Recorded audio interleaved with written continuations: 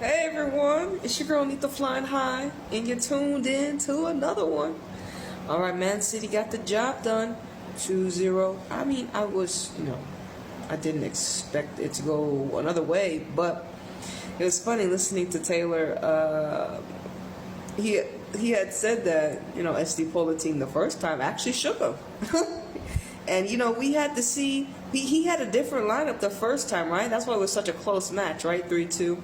He had to bring on the heavy hitters in the second half because we didn't have the players to put us over the line, when it came to SD Polten in the first leg.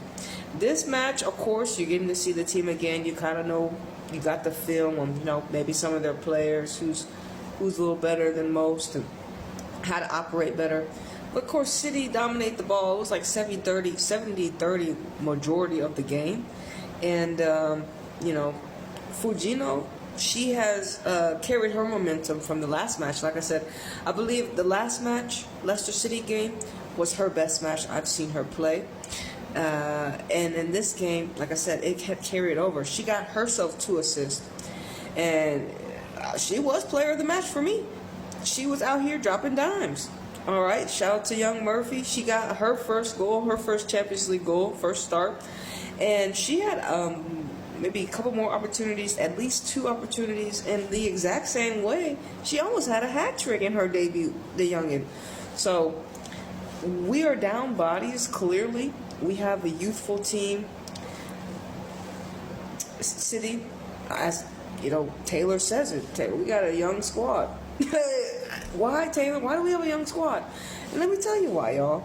So City won 2-0 against SD Polten, right? Shout to Kirsten getting the second goal. The fullback playing in the front line. I think she just happened to be up when City had possession and just happened to be, in the proper position to get that goal. So shout out to her. She's been performing really well.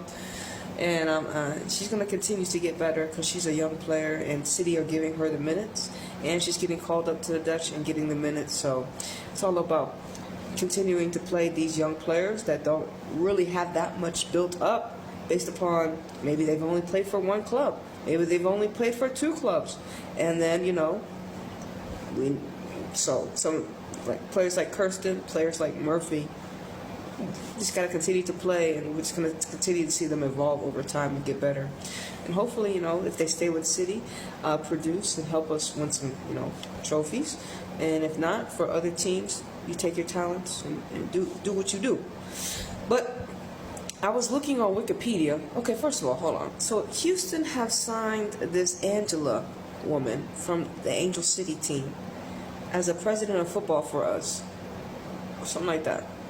So people were talking because Angel City, of course, were docked the 3 points. They were being scandalous, got caught up. Was she involved? And like I said, the fact that we got to ask, was she involved, is a red flag, is concerning for me. I would never want Houston to tangle with people or a club that already got in trouble for doing something they weren't supposed to do. Now, I can understand on the other side, Houston want her resources. They want the information. They want her to bring a culture and identity to Houston, I feel. Hopefully it's not one where it's going to result in 3 points, but hopefully it's a one where she can attract some different types of spirits to Houston. We got to attract different archetypes because, like I said, Houston been in this league for too damn long. First expansion team, but only made the playoffs 1 time, and also the first ever Challenge Cup winners, but no one saw them because of the Rona. Regardless, Houston, I hope this works out because, like I said, how many managers have we seen Houston go through? Even the boy Ricky's done. Ricky said he's done. Ricky said, I'm done. Ricky's not even staying. So it's like, we don't got a manager, so hopefully she's able to attract a manager that's willing to stick around with the Dash. Houston needs someone that's going to stay solid. And I think it was that boy Sam Latty that they pulled the rug underneath him too early. He moved his family out here and everything, and he stayed loyal to Laura Harvey and all them. You know what I'm saying? So I think that kind of was our boy to stick around. You see how Fran was a bust. And like I said, Ricky's like, hey man, I did my best. You know what I'm saying? I did my best. It's time to take my talent somewhere else. So hey, shit, I can't blame but Ninja for wanting to leave. You know what I'm saying? He wasn't actually supposed to be the coach. He just happened to get it because Fran was MIA. He dipped off. He went back to Spain, I guess. But back to City. Did y'all see that the former general manager that gave Taylor his contract extension is now going to be the Japan manager? The fuck?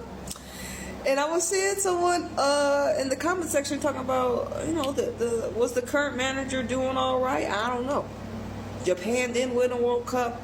This guy, when I was reading up on him with City, I mean, he didn't really have that, like, quote unquote, that much success. Anyway, City still thought he was the right man for the job, and he quit that job. Apparently, he wasn't. He's not done. He's not done wanting to be a manager.